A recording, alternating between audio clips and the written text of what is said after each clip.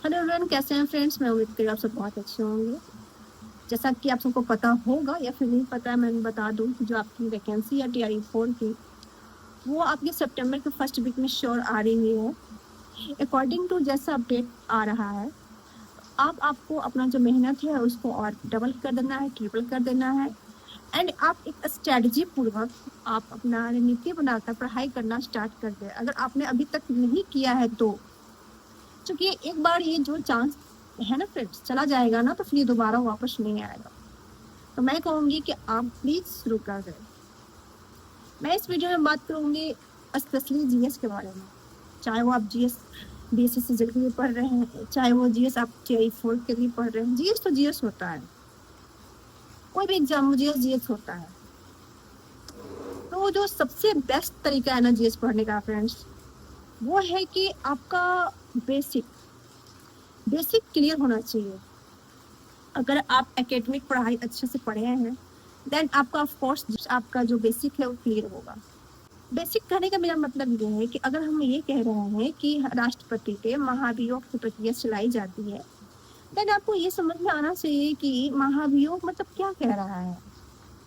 ये सारी चीज आपको क्लियर होनी चाहिए। अगर फ्रेंड्स आपका क्लियर है, देन आपको ज्यादा इधर उधर भटकने की जरूरत नहीं है। अगर आप भटकते हैं ना फ्रेंड्स, तो आप अपना टाइम वेस्ट करते हैं। आपको मैं सजेशन दूंगी, ये मेरा 5 से 7 साल का एक्सपीरियंस है, कि आप अपना जो सोर्स है ना उसको बहुत लिमिटेड रखिए, बहुत ज्यादा लिमिटेड रखिए। आप जितना रायता फैला कर रखेंगे ना, उतना आपके लिए जो सिलेक्शन है ना वो टफ हो जाएगा। तो जो मेरी राय है ना फ्रेंड्स, अगर आपका बेसिक क्लियर है, देन आप कुछ मत करिए, आपको सीधा घटना चक्र पे आ जाना है। घटना चक्र 2 आते हैं, एक बिहार स्पेशल घटना चक्र आते हैं एंड एक जनरल आता है। आप ये दोनों बुक को ले आइए, इत्मीनान से, शांति से, एक विश्वास के साथ कि सारे के सारे क्वेश्चन यहीं से पूछे जाने वाले हैं। इस विश्वास के साथ आप पढ़ेंगे ना, आई एम श्योर आपके जो एग्जाम में अगर 10 क्वेश्चन पूछे जाते हैं ना, तो आप उसमें 8 से 9 क्वेश्चन पक्का सही कर लेंगे। क्योंकि घटना चक्र में 2 फायदे हैं। एक तो घटना चक्र में ये चीज है ना कि उसमें वो सारे पॉइंट्स कवर किए गए जो आपके परीक्षा को देखते हुए बनाए गए हैं। आपके परीक्षा में पूछे जाने की बहुत बहुत बहुत ज्यादा संभावना है। तो जो प्रत्येक चैप्टर के पहले जो इम्पोर्टेंट फैक्ट्स होते हैं ना फ्रेंड्स, वो बहुत ज्यादा इम्पोर्टेंट होते हैं, बहुत ज्यादा महत्वपूर्ण होते हैं।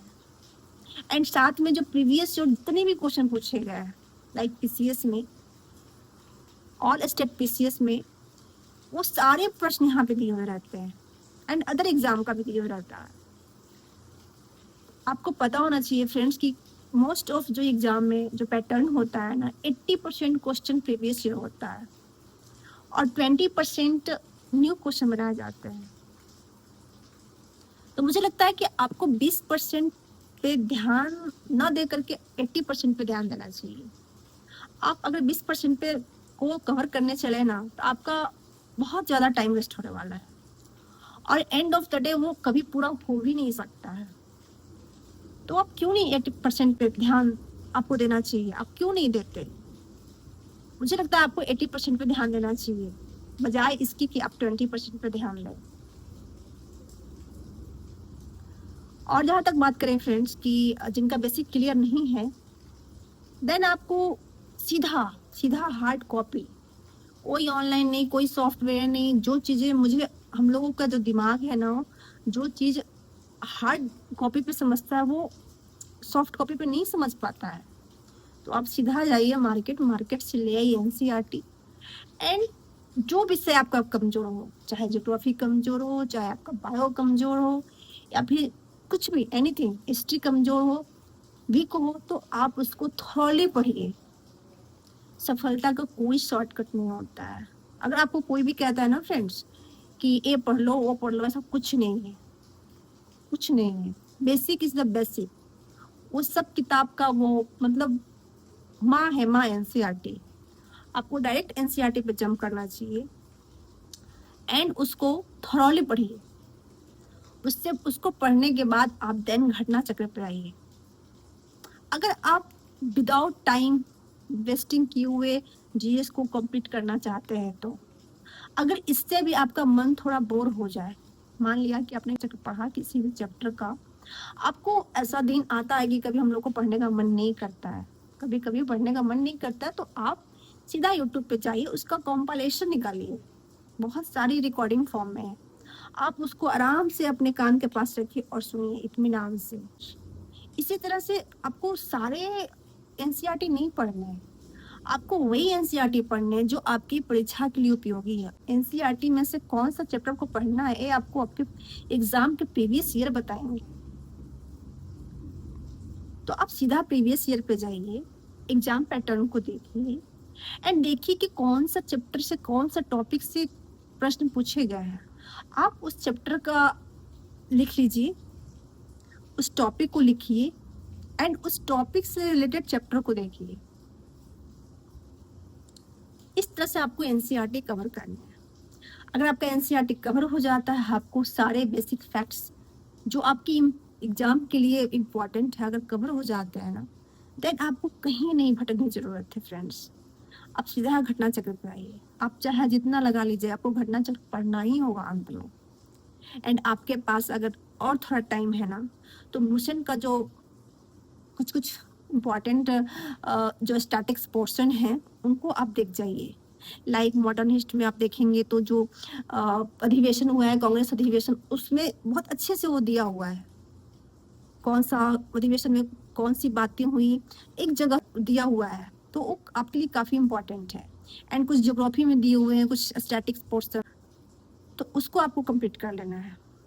फिर आ जाते हैं बायोलॉजी में। बायोलॉजी में भी कुछ कुछ, जैसे कि विटामिन ए का रासायनिक नाम क्या है, तो एक जगह दिए हुए हैं, तो आप उनको अच्छे से कर सकते हैं। बाकी इसके अलावा अब मुझे लगता है कि आपको घटना चक्र का सहारा लेना चाहिए एंड उसी को बार बार बार बार बार बार पढ़ना चाहिए। एक बुक को 10 बार पढ़िए, ना कि 10 बुक को 10 बार पढ़िए।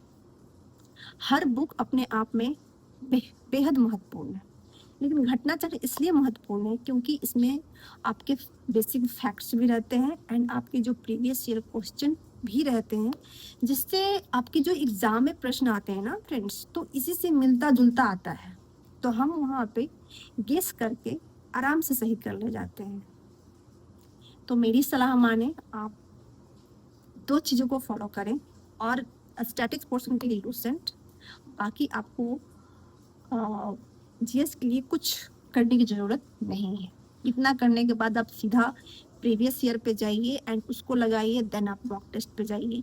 देखिएगा फ्रेंड्स, आपके अगर 40 मार्क्स के जीएस पूछे जाते हैं तो उसमें आप आराम से 30 to 35 कर लीजिएगा, और 35 score is a very good score. 40 कभी हो भी नहीं सकता, चाहे जितना किताब पूरा लूसेंट, पूरा महस वर्णमाल, पूरा घटना चक्र भी पढ़ लीजिएगा ना, तो 40 का 40 नहीं होगा। 5 बनाए ही जाते इसलिए कि जो किसी से ना बने, आउट ऑफ सिलेबस। आप कभी भी पूरा बनाने के चक्कर में मत रहें।